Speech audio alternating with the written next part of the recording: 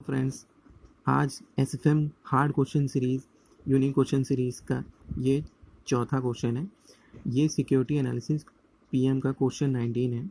इसमें value of shares निकालनी है। इस क्वेश्चन में बहुत ही प्रॉब्लम होती है क्योंकि इसमें जो फॉर्मूला यूज़ किया हुआ है वो काफ़ी डिफ़िकल्ट है और उसे समझना और उसे एक्सप्लेन करना और उसका कॉन्सेप्ट समझने में सबको डिफ़िकल्टी होती है और क्वेश्चन को सॉल्व करने में भी डिफ़िकल्टी होती है।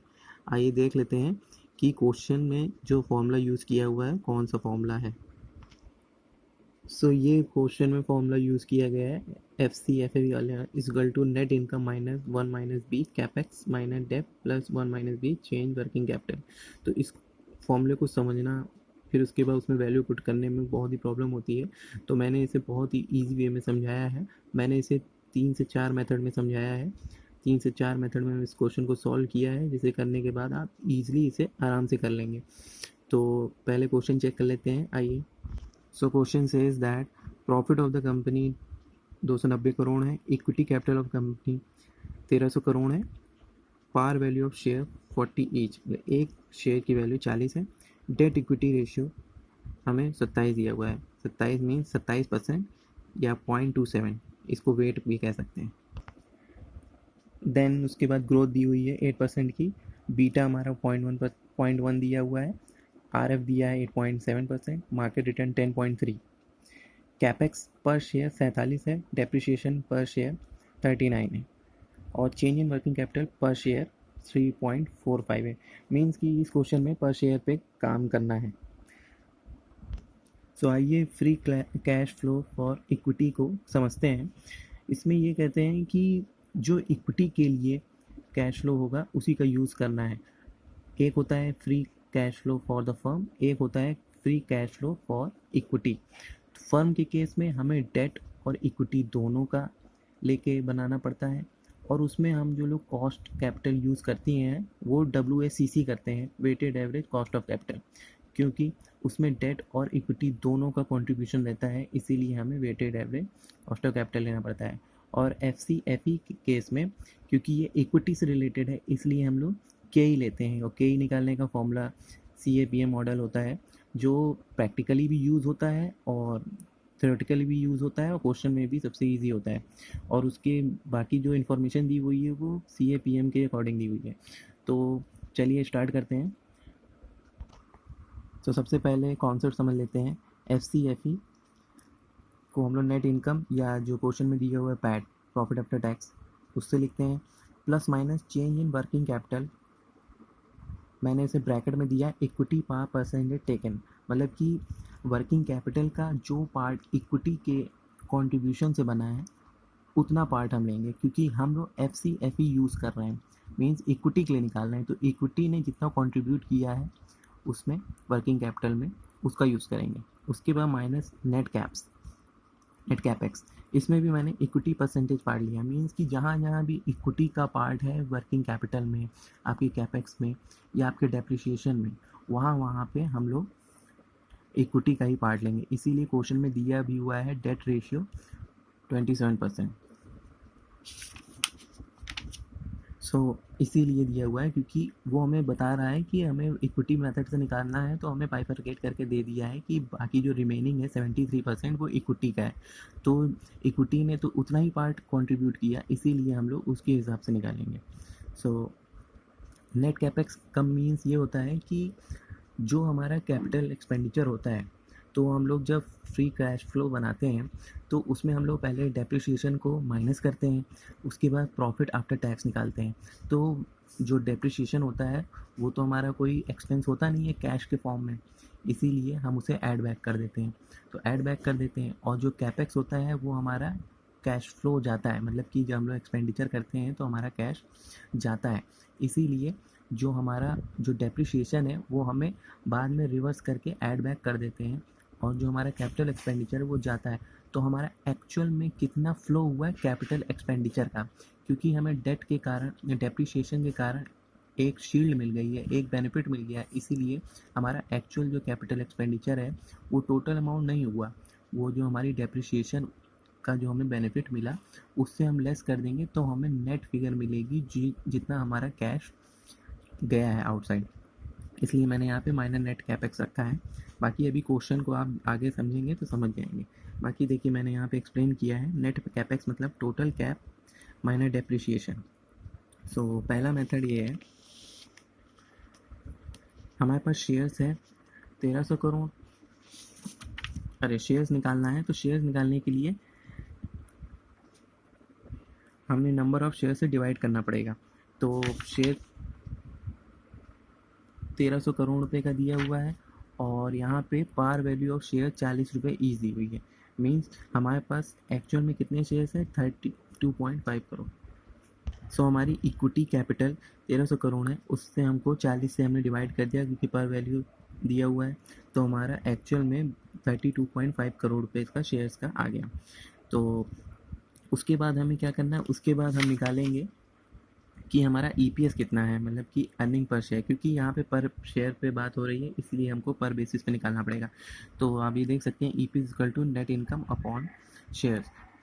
तो 290 करोड़ का ईपीएस था टोटल, उसमें से मैंने 32.5 करोड़ से डिवाइड किया, तो हमारा पर वैल्यू 8.923 रुपीज़ आया। सो हमारा थर्ड स्टेप है, equity part in the company is 73%, since debt ratio of company is 23, मतलब 23% दिया हुआ है डेट, तो इक्विटी हमारा 73% हुआ और 73% से ही हमें सारी वैल्यू करनी है। So only equity part is to be considered in capex and change in working capital and depreciation. So fifth point में हमारा पैट है 8.923 जो हमने अभी ऊपर निकाला था, minus change in working capital. इसमें आप देख सकते हैं ब्रैकेट में इसकी कैलकुलेशन 3.45 तो टोटल है, लेकिन उसमें इक्विटी का पार्ट कितना है, इक्विटी का पार्ट 73% है, तो उतना हम लेस करेंगे। Same net capex, net capex जैसे मैंने आपको बताया था कि जब भी कैपेक्स होता है तो डेप्रिसिएशन होता है। डेप्रिसिएशन क्योंकि वो नॉन कैश होता है और उसे हमें टैक्स शील्ड मिल जाती है, इसलिए हमारा वो एक्चुअल में तो पैसा जाता नहीं है, तो आउटफ्लो हमारा नेट में होता है। तो 47 रुपीज़ तो दिखा रहा है कि वो टोटल कैपेक्स है, लेकिन 39 का डेप्रिसिएशन है, तो इन दोनों का जो वैल्यू आएगी नेट, उसका 73% लेंगे क्योंकि वो इक्विटी का पार्ट है। सो आप ये देख सकते हैं इसके आगे। सो गाइस उसके आगे फिर कैलकुलेशन करने के बाद FCFE की वैल्यू आ रही है 0.5645, और क्योंकि हमारा केई दिया हुआ है, केई हमने निकाला है CAPM मॉडल से, ये तो आपको निकालना आता ही होगा CMPM मॉडल, तो 8.86% आएगा। ग्रोथ दिया हुआ है क्वेश्चन में 8%। सो हम वैल्यू निकालेंगे, क्यों निकालेंगे, FCFE है क्योंकि इक्विटी की वैल्यू है, इसलिए केई का वैल्यू लेंगे। और PO के लिए हमने निकाला है 0.5645 डिवाइडेड बाई 0.0886 माइनस 0.08, जो हम लोग ग्रोथ वाला फिगर लगा के उसमें क्वेश्चन सॉल्व करते हैं गॉर्डन वाला, उसका है। उसके बाद ये वैल्यू आ रही है 17.89। ये है आपका फर्स्ट मेथड, ये समझ में आ गया होगा। अब सेकंड मेथड से मैं दूसरे तरीके से समझाता हूँ। सो guys this is the second method. First method easy लगा होगा आपको समझने के बाद, और आपसे PM से मैच कराएंगे तो आपको पता चल जाएगा और आसान लगेगा। सेकंड मेथड में मैंने पैट ले लिया जो हमने निकाला था, उसके बाद देखिए मैंने क्या किया, डेप्रिसिएशन प्लस कर दिया। जैसा मैंने आपको बताया था कैश फ्लो के केस में क्या होता है, डेप्रिसिएशन ऐड कर देते हैं, लेकिन मैंने ब्रैकेट में दिया है only equity part is to be considered. So देखिए मैंने उसकी कैलकुलेशन की है 39 गुणे 73%, तो मैंने इतना ले लिया, ऐड बैक कर दिया। फिर change in working capital only equity part, इसका भी मैंने कैलकुलेशन इसी तरह से किया, इसको मैंने माइनस कर दिया। टोटल कैपेक्स, इस बार मैंने क्या किया, टोटल कैपेक्स लिया है। जैसे बहुत लोगों को कन्फ्यूजन हुआ होगा कि क्यों हम लोग डेप्रिसिएशन से माइनस करके नेट निकाल रहे हैं, तो आप इस तरह से भी कर सकते हैं, minus total capex only equity part, तो 47 था उसका 73%, तो यहाँ माइनस हो गया। आप ये देख सकते हैं कि वैल्यू 0.5645 ही आ रही है, और आप ऊपर भी देख सकते हैं कि डेप्रिसिएशन प्लस हुआ है और कैपेक्स माइनस हुआ है, तो इसी को अगर आप नेट में लेंगे तब भी सेम फिगर ही आएगी। तो इसको मैंने अलग अलग फॉर्म में दिखा दिया है कि जैसे पैट में पहले डेप्रिसिएशन ऐड कर दूँ और कैपेक्स माइनस कर दो टोटल, और चेंज इन वर्किंग कैपिटल। और बहुत लोगों को कन्फ्यूजन हो रहा होगा कि ये change in working capital minus क्यों हो रहा है। तो ऐसा होता है कि जब करंट एसेट हमारी करंट लायबिलिटी से ज़्यादा होती है, इंक्रीज रहती है, तो इसका मतलब ये है कि हमारा कैश ब्लॉक हो गया है, इसलिए चेंज इन वर्किंग कैपिटल में अगर सी ए ज़्यादा आता है सी एल से तो हम उसे माइनस से करते हैं, क्योंकि हमारा कैश उतना ब्लॉक हो गया, तो इस तरह से कैश एक आउटफ्लो हो गया इसीलिए। अगर अगर हमारा सी एल ज़्यादा हो गया और सी ए कम हो गया तो हमारा कैश इनफ्लो हो गया, तब हम इस केस में माइनस के जहाँ पे उसे प्लस करते हैं। तो ये इसमें कॉन्सेप्ट होता है, आपने कैश फ्लो में पढ़ा ही होगा, तो वही प्रोसेस इसमें अप्लाई करते हैं। ये रहा सेकंड मेथड। तो आई होप ये समझ में आ गया होगा। अब चलते हैं थर्ड मेथड पे, और इसको इस तरह से भी सॉल्व कर सकते हैं। ये डिपेंड करता है कि आप कौन सा यूज़ कर सकते हैं। मेन बेसिकली आपका कॉन्सेप्ट क्लियर करना है, आगे अगर कोई भी ऐसे क्वेश्चन आए तो आपको कोई प्रॉब्लम ना हो। So guys, this is a method third. यहाँ पे मैंने लिखा है we can say that C F O plus C F I activity. तो हम लोग कैश फ्लो एक्टिविटी में जब हम लोग कैश फ्लो फ्रॉम ऑपरेशन और cash flow from investing activity करते हैं तो उसके थ्रू भी हम लोग ये क्वेश्चन सॉल्व कर सकते हैं। कैसे? मैंने बताया सेकंड पॉइंट में C F O is equal to होता है PAT plus depreciation plus minus change in working capital. तो कैश फ्लो फ्रॉम ऑपरेशन में हमारा पैट तो आता ही है, डेप्रिशिएशन भी हमारे ऑपरेशन का पार्ट होता है, और क्योंकि वो कैश फ्लो में नॉन कैश होता है इसलिए उसको ऐड करते हैं। और चेंज इन वर्किंग कैपिटल हमारा डेटर, क्रेडिटर, इन्वेंट्री, ये सब तो हमारे ऑपरेशन का ही पार्ट होता है, तो इसलिए मैंने plus minus change in working capital लिखा है। अब बचा C F I. C F I cash flow from investment. Investment मतलब कि जो हम लोग कैपिटल एक्सपेंडिचर करते हैं या एसेट एक्वायर करते हैं तो उसके लिए लिखते हैं। तो ये देखिए capex equal to investment in asset. So अब इसी का यूज़ करते हुए क्वेश्चन सॉल्व करते हैं। तो देखिए पैट, सो पैट में दिया है 8.923 प्लस 39 इंटू 73% डेप्रिशिएशन का पार्ट, क्योंकि इक्विटी के फॉर्म में बना रहे हैं इसीलिए। फिर उसके बाद मैंने minus change in working capital किया है 3.45 इंटू 73%। क्यों? क्योंकि हमारा 73% पार्ट है। तो अब देखिए हमारा सी एफ ओ आया है 34.8745। ओके, अब नेक्स्ट में चलते हैं सी एफ आई में। तो C F I capex 47 rupees का था और हमारा पार्ट उसमें कितना है 73% का, तो हमारा वैल्यू आ रही है 34.31। सो आप इन दोनों को अगर कंपेयर करेंगे वैल्यू में तो C F O plus C F I is equal to 34.8745 minus 34.31। तो देखिए यहाँ पे भी सेम फिगर आ रही है 0.5645। उसके आगे तो वही गॉर्डन ग्रोथ मॉडल लगाना है, F C F E 1 plus G upon K E minus जी, वही वाला फॉर्मूला लगाना है। अब चलते हैं चौथे मेथड में, और ये भी इसी प्रोसीजर पे अप्लीकेबल होगा और थोड़ा सिंपलेस्ट है। आइए देखते हैं। सो guys, this is the fourth method. इसमें मैंने क्या किया है, बहुत लोगों को कन्फ्यूजन हुआ होगा कि क्यों हर बार 73% सभी से क्यों लेस किया जा रहा है, क्यों ना इसे एक कंबाइंड करके कर दिया जाए। तो ऐसे भी किया सकता है, लेकिन क्योंकि पीएम के क्वेश्चन में जैसे सोल्यूशन दिया हुआ है तो ये सब तो कॉन्सेप्ट समझने के लिए है, लेकिन आपको सॉल्व करना होगा तो आपको वो मेथड फॉलो करना होगा या लॉन्ग मेथड फॉलो करना होगा, क्योंकि क्वेश्चन डिपेंड करता है नंबर पे। अगर ज़्यादा क्वेश्चन नंबर ज़्यादा का आएगा तो आपको अच्छे से सॉल्व करना है। ये तो कॉन्सेप्ट बिल्डिंग के लिए मैं बता रहा हूँ। तो देखिए कैपेक्स में 47 है और डेप्रिशिएशन इसमें से लेस कर देंगे, जो मैंने आपको बताया था कि जहाँ जहाँ कैपेक्स होगा डेप्रिशिएशन उससे सेट ऑफ होगा, और जितना भी पोर्शन उसका सेट ऑफ होगा उतने से हमारा इनफ्लो जो है, आउटफ्लो जो है कम हो जाएगा।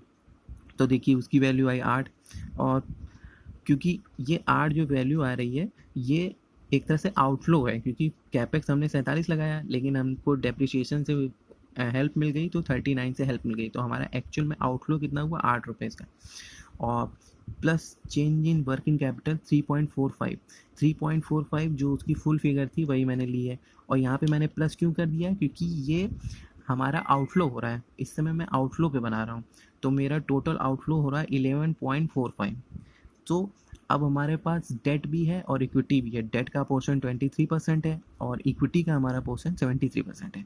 तो इसका अगर हम 73% निकालेंगे तो 8.3585 आएगा। सो ये वैल्यू को आप, जो पैट की वैल्यू आई है, पैट की वैल्यू जो आपकी 8.923 है, इसमें से अगर आप लेस कर देंगे तो वैल्यू आपकी 0.56 वाली आएगी। और फिर उसके बाद गॉर्डन ग्रोथ मॉडल का फॉर्मूला यूज़ करके आप क्वेश्चन सॉल्व कर सकते हैं। तो I hope your doubt is clear.